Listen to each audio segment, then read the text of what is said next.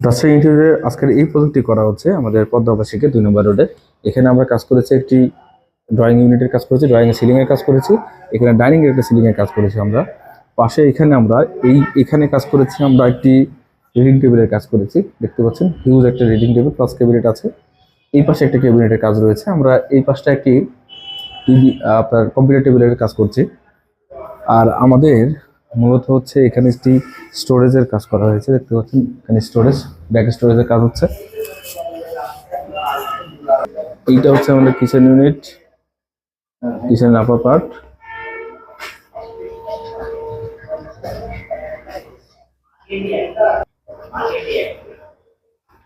এটা হচ্ছে আমাদের হাফ সিলিং এর কাজ হচ্ছে।